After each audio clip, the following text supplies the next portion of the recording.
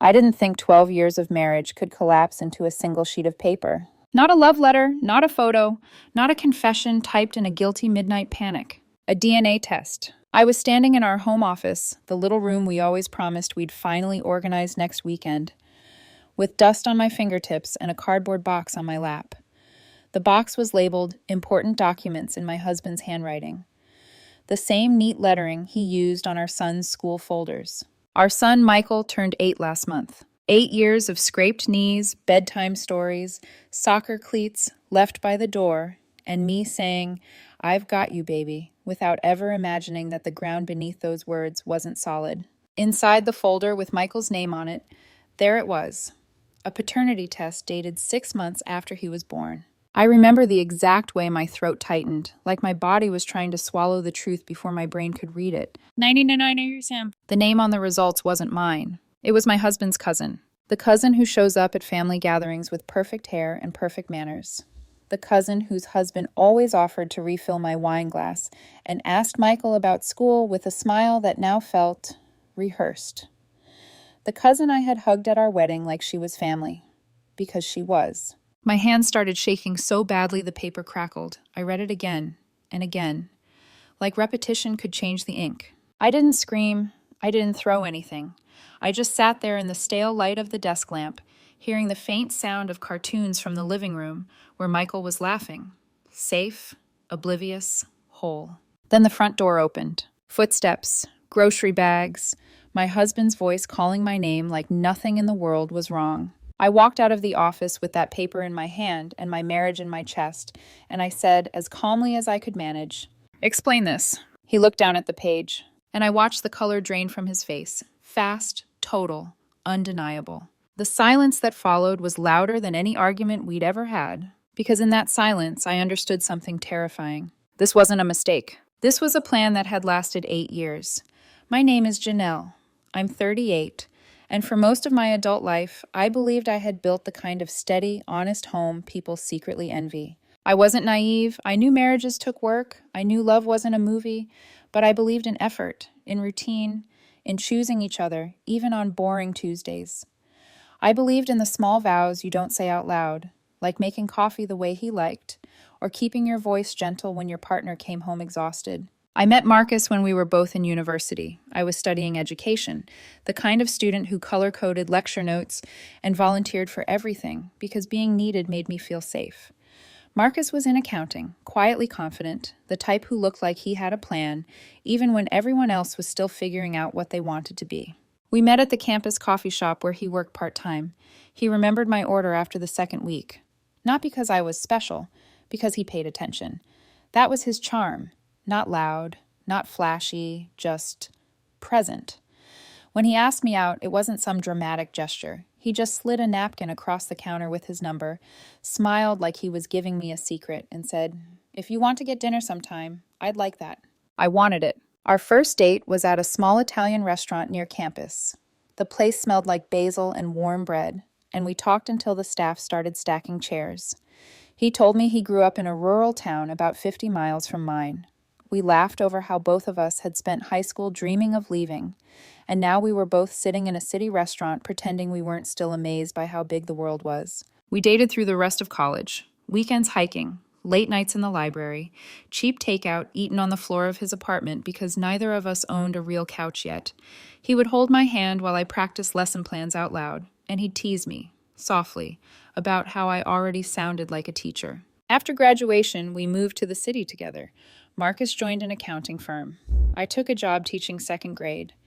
We lived in a small downtown apartment with thin walls and neighbors who argued like it was a sport. We saved money in little, disciplined ways. No fancy trips, no new cars, maybe next year, to anything that wasn't essential. 3 years later, Marcus proposed during a weekend trip to the mountains. He had planned a sunset moment at a scenic overlook, but it rained all day. So he proposed in our cabin while we were in sweatpants, playing board games by the fireplace.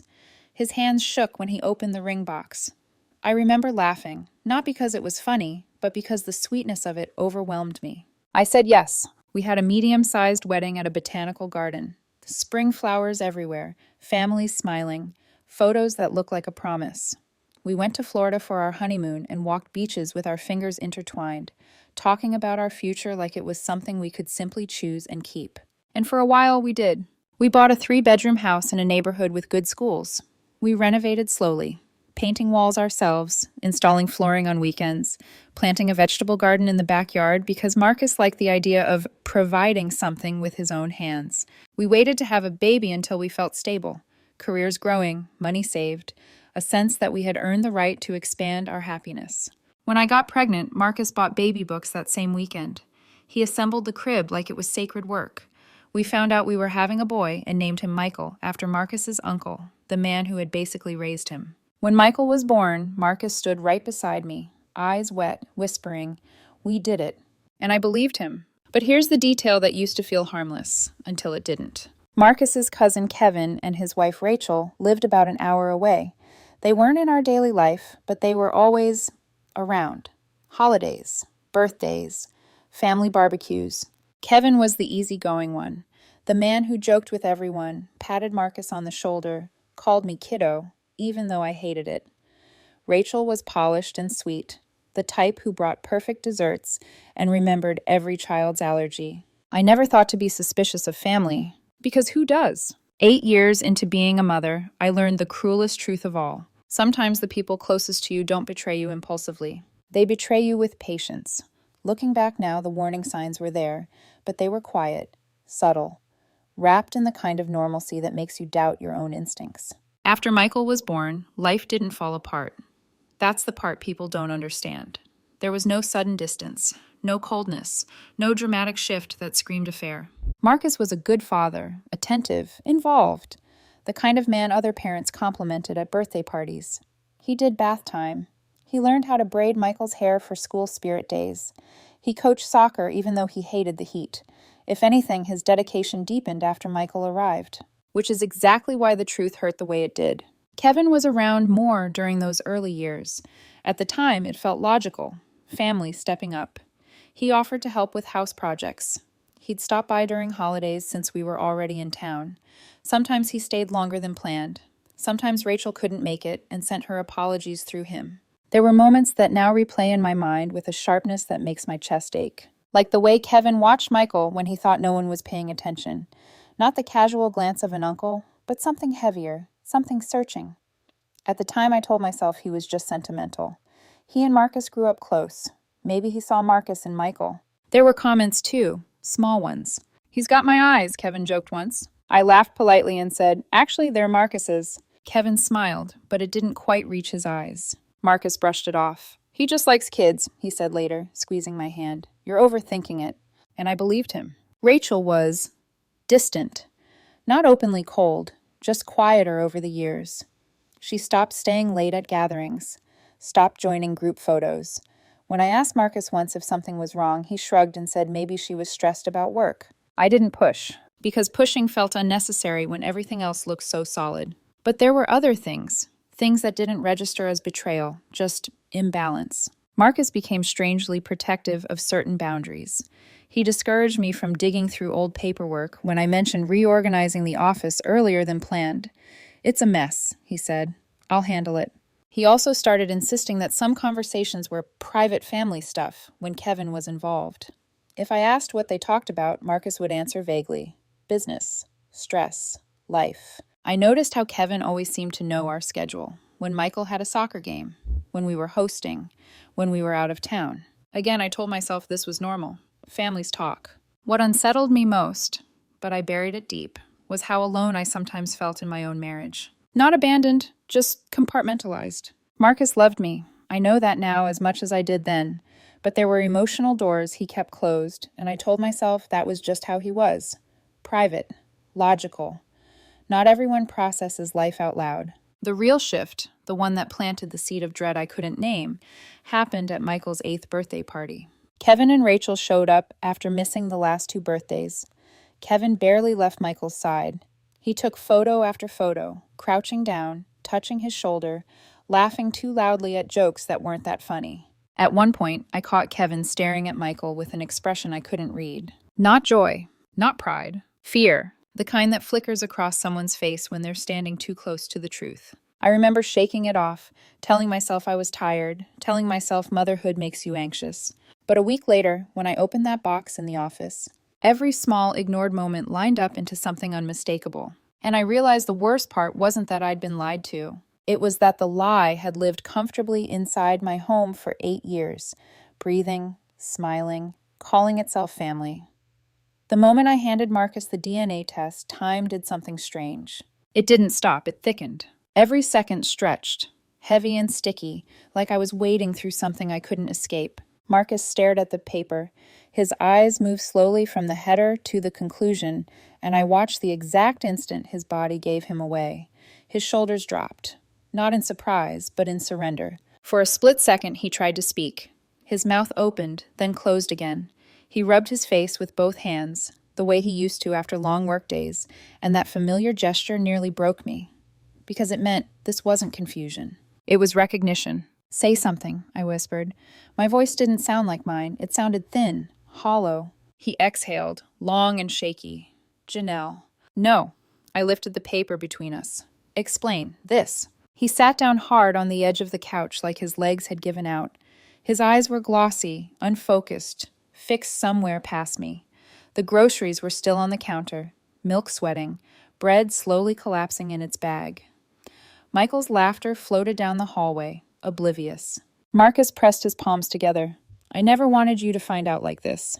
That sentence landed like a physical blow. "So you did want me to find out?" I asked quietly. He flinched. And that was it. That was the confirmation my body had already accepted before my mind could catch up.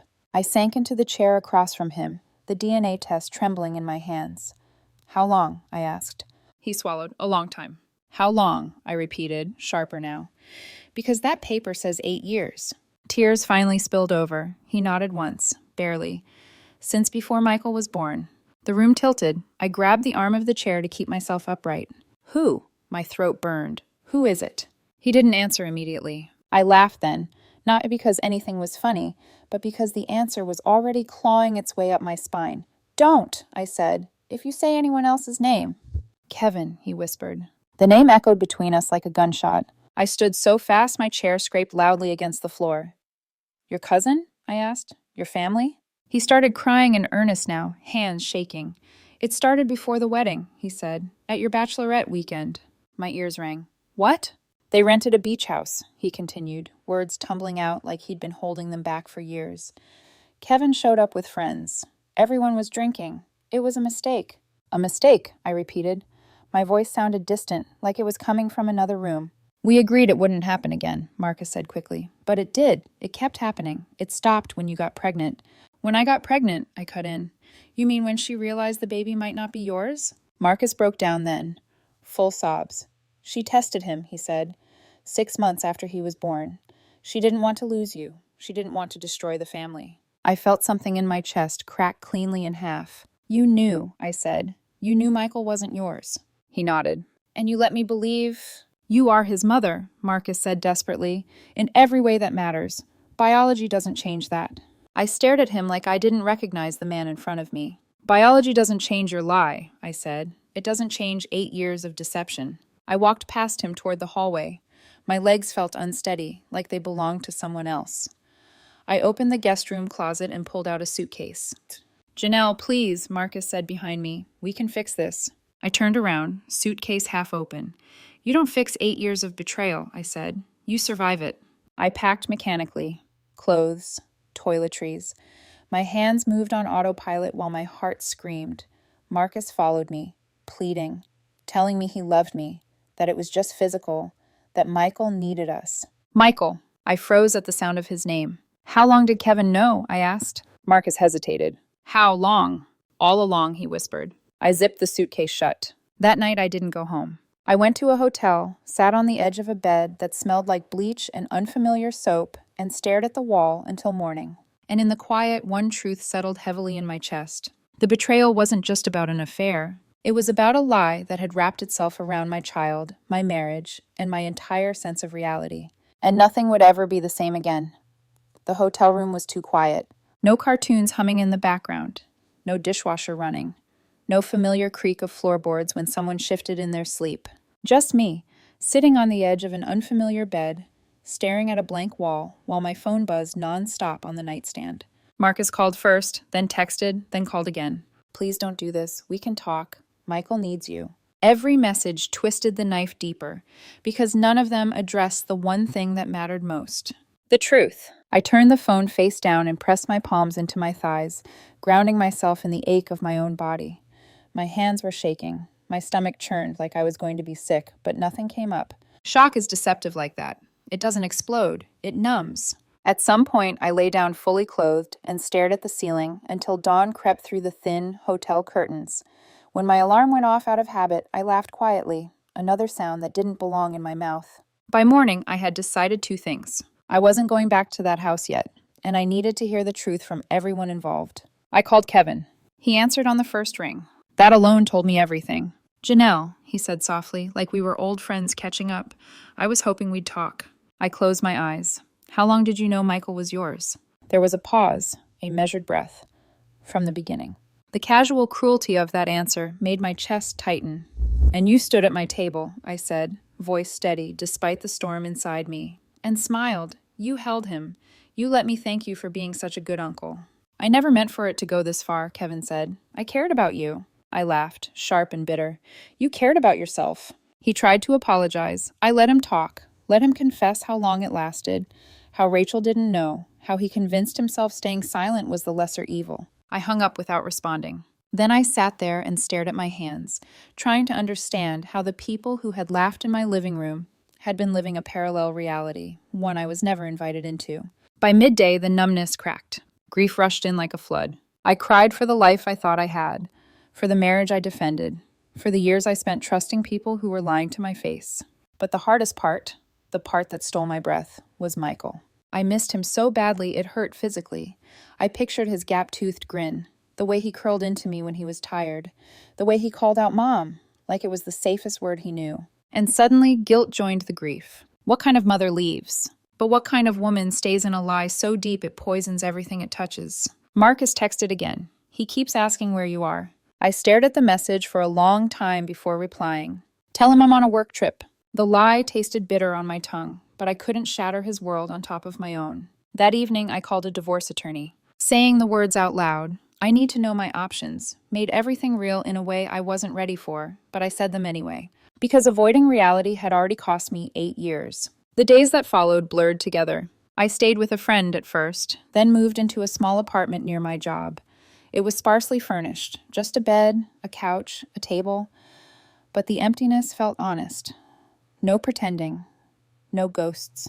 Marcus oscillated between remorse and accusation, 1 minute begging me to come home, the next accusing me of punishing Michael.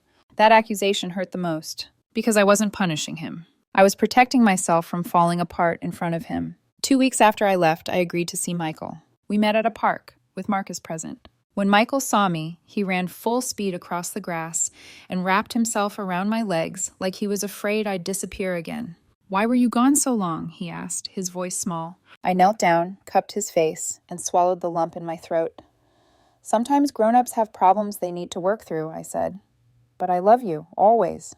He nodded like he understood, like children often do, even when they don't. For a few minutes, everything felt normal. We pushed swings, we laughed. Then I caught Marcus watching us. And I remembered. Healing doesn't happen all at once. Sometimes it starts with surviving the next breath. And that was all I could manage. If the first phase was shock, the second was pressure. It came from every direction. Subtle at first, then relentless. Marcus stopped calling to apologize and started calling to reason. He framed everything as logistics, as if our marriage could be repaired with spreadsheets and compromise. We can do counseling, he said during one of our early conversations. We don't have to make decisions right now. I asked him one simple question. Are you still lying to me about anything? The silence on the other end of the line told me enough. His family entered the picture soon after. His parents called to check on Michael, not on me. They spoke in careful tones, like I was fragile glass instead of a woman whose entire reality had been rewritten without her consent. Children need stability, his mother said gently, and you've always been so good at providing that.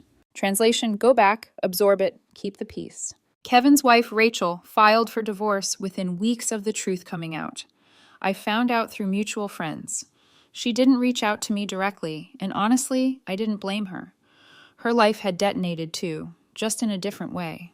The pressure intensified when Marcus's parents began suggesting, without saying it outright, that I was being dramatic. People make mistakes, his father said.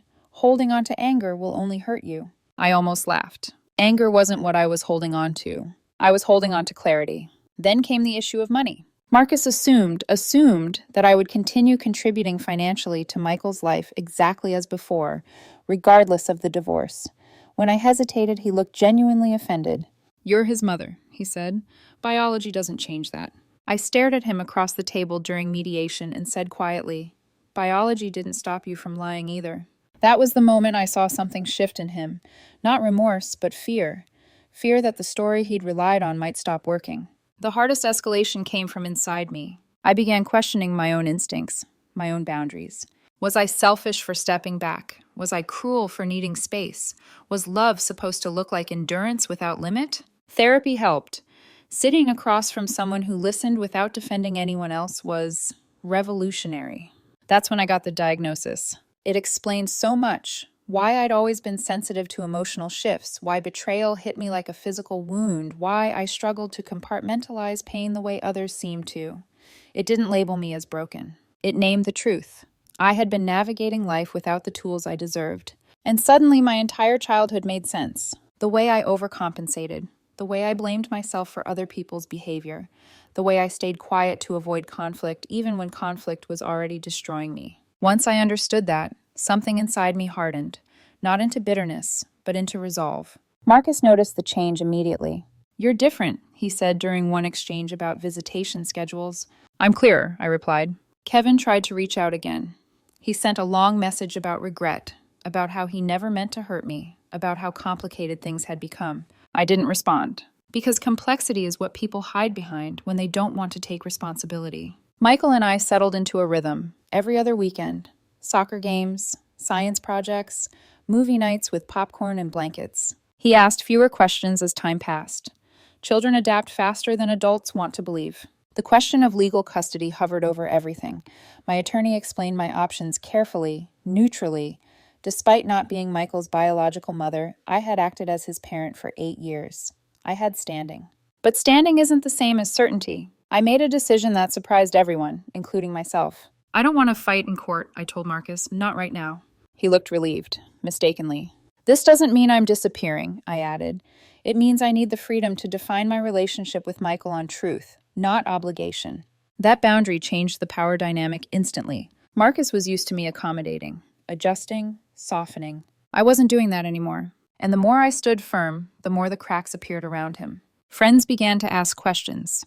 His parents started hearing versions of the story that didn't match what they'd been told. Kevin's silence spoke louder than his apologies ever could. The truth has weight. And once it starts falling, it doesn't stop just because someone wants it to. I could feel something approaching. A breaking point, a revelation, a moment where the truth would no longer be contained by careful words and private conversations. I didn't know exactly when it would happen. But I knew one thing with absolute certainty. I was done shrinking myself to make other people comfortable. The lowest point didn't come with shouting. It came with silence. It was a Tuesday night, unremarkable, forgettable on paper.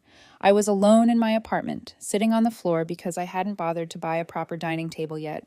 A takeout container rested beside me, untouched. The room smelled faintly of cardboard and reheated food. My phone lay face down. For the first time since everything exploded, no one was calling. No apologies, no accusations, no demands. And somehow that quiet hurt more than all of it. I stared at the wall and thought, this is it. This is what's left. I had lost my marriage. I had fractured my family. And no matter how carefully I framed it, I had stepped back from the child I raised for 8 years. The guilt finally caught up with me. What kind of mother walks away, no matter the reason? I imagined Michael going to bed without me there to tuck the blanket around his shoulders. I imagined him asking questions Marcus couldn't answer. I imagined him growing up and deciding that I had abandoned him because it was easier than facing the truth. The thought hollowed me out. I pressed my palms to my eyes, breathing hard, trying to slow the spiral. Therapy had taught me to name emotions instead of drowning in them. But that night, the emotions piled on faster than I could label them. Grief, rage, shame, loss. And beneath all of it, Fear. Fear that choosing myself meant I would always be the villain in someone else's story. Marcus used that fear expertly. He called the next morning, voice tired, resigned. Michael cried last night, he said. He asked if you still love him. The words cut deep, deliberate or not. Of course I do, I said hoarsely. Then why are you doing this, he asked. Why are you tearing everything apart? I didn't answer right away. Because the truth sounded cruel when spoken plainly. I'm doing this because your lies destroyed me. Instead, I said, I'm trying not to disappear. After that call, I sat in my car outside work for nearly 20 minutes, hands gripping the steering wheel, fighting the urge to scream. My chest felt tight, like something heavy was pressing down from the inside. That was the moment I broke. Not publicly, not dramatically, internally. I went inside, did my job, smiled at colleagues, answered emails, then went home and collapsed onto the couch, fully clothed, staring at the ceiling until it went dark. That night, I dreamed of Michael. He was small again, holding my hand, walking ahead of me through a crowd. I tried to keep up, but my legs wouldn't move fast enough. He turned back, confused, reaching for me, and then he was gone. I woke up gasping for air. The next day, during therapy, I finally said the words I'd been avoiding. I don't know who I am without them, I admitted. I built my whole identity around being a wife and a mother. If I step out of that, what's left? My therapist didn't rush to reassure me. She didn't minimize the pain. She said quietly, "What if this is the first time you get to find out?" That question followed me for days. I realized something terrifying and freeing at the same time. I had been surviving for years by prioritizing everyone else's comfort over my own truth, by absorbing harm so others didn't have to face consequences, by confusing endurance with love. The dark moment wasn't just about loss. It was about standing at the edge of myself and realizing that going back, even if it felt familiar, would cost me something I could never recover. My integrity, my sense of reality, my ability to look in the mirror without flinching. I sat alone one evening, scrolling through old photos on my phone, birthday parties, holidays, smiling faces that now felt staged. I stopped on a photo of myself from years earlier, holding Michael as a baby, eyes tired but bright. I whispered, "I didn't know." And then for the first time I added, "But I do now." That night the pain didn't disappear, but something else appeared beneath it. Resolve. The kind that grows quietly in the dark, waiting for its moment to break through. The turning point didn't arrive as a thunderclap. It arrived as information. Cold, precise, unavoidable. A week after my darkest night, my attorney called and asked if I had a moment to talk privately. Her tone was neutral, professional, but there was an edge there that made my stomach tighten. "I've reviewed some financial disclosures we requested," she said, "and I think you should know a few things." I sat down. Marcus hadn't been honest. Not about money, not about timelines, not about how deep the damage really went. Kevin's situation, their situation, was worse than anyone had admitted. There were loans I hadn't known about, transfers disguised as business reimbursements, accounts that suggested long-term coordination, not impulsive mistakes. This wasn't just an affair. It was a system of lies. And suddenly everything clicked into place. Why Marcus had been so adamant about not rushing decisions. Why his parents were pressuring me to return quietly. Why Kevin had looked afraid at Michael's birthday party. They weren't just protecting a secret. They were protecting consequences. The weight lifted, not because the pain was gone, but because the confusion was. For the first time since opening that box in the office, I stopped asking myself, what did I do wrong? I hadn't failed to see something. I had been deliberately kept in the dark. That afternoon, I met Marcus in person for the first time in weeks. We sat across from each other in a neutral space, a small conference room with glass walls and bad lighting. "I know," I said calmly. His eyes flicked up. "Know what?" "About the money. About how long this has really been going on. About how much you hid." He opened his mouth, then closed it. Silence again, but this time it belonged to me. "I'm not here to negotiate my dignity," I continued. "I'm here to set terms." That was the moment the power shifted. I told him I would continue seeing Michael on a schedule that worked for both of us, not one designed to guilt me into returning. I told him all communication would go through text or lawyers. I told him any attempt to weaponize Michael emotionally would end our flexibility immediately. "You don't get to rewrite reality anymore," I said. "That privilege ended when you lied." Marcus tried to apologize again. This time it sounded smaller, thinner. I didn't interrupt, because I didn't need him to understand me. I needed him to stop controlling the narrative. Later that week, something unexpected happened. Rachel reached out. Her message was simple. "I didn't know. I'm so sorry. If you're willing, I'd like to talk." We met for coffee. Two women sitting across from each other, both casualties of the same deception, both exhausted in different ways. She confirmed everything my attorney had uncovered: the timeline, the secrecy, the lies Kevin had told her. I thought I was crazy, she said quietly, every time something felt off. I nodded. So did I. There was no alliance formed, no dramatic bonding moment, just mutual recognition, the kind that steadies you. After that meeting, my guilt finally loosened its grip. Not because Michael mattered less, but because I understood something crucial. Staying silent would teach him the wrong lesson. That love means swallowing pain. That truth is optional if it keeps the peace. That women should endure quietly to preserve appearances. I couldn't pass that on. That night, I sat alone in my apartment and wrote everything down. Not for Marcus, not for court, but for myself. A timeline, a list of boundaries, a vision of what my life could look like without constant self-betrayal. I wasn't choosing absence. I was choosing honesty. And in doing so, I felt something I hadn't felt since before the betrayal. Ownership of my life. The next steps were still painful, still complicated, but for the first time, they were mine. Consequences don't arrive all at once. They unfold, quietly at first, then all at the same time. Once I stopped absorbing the pressure, it shifted outward. And the people who had relied on my silence began to feel the weight of their own choices. Kevin's life unraveled faster than Marcus expected. Rachel filed for divorce within weeks of our meeting. Not a dramatic exit, just decisive. She moved out with their daughters and refused mediation beyond the basics. According to my attorney, Kevin didn't fight it. He couldn't. Too many lies, too many receipts. Friends started asking questions. Mutual acquaintances noticed inconsistencies in the stories Marcus had been telling. Why had the separation happened so suddenly? Why was Kevin suddenly absent from family gatherings? The truth leaked the way it always does, through quiet conversations and side glances, through people comparing notes when the official narrative doesn't quite add up. Marcus's parents tried damage control. They called me again, not to apologize, but to manage. People are talking, his mother said. This doesn't have to get ugly. I listened calmly. Then I said, it already is. You're just not insulated from it anymore. That was the last phone call I took from them. Marcus lost more than his marriage. He lost credibility. At work, he requested time off that raised eyebrows. At home, he moved into a smaller apartment he never planned to need. The house, the one we renovated together, went on the market. I signed the paperwork without emotion. It was just wood and drywall now, stripped of meaning.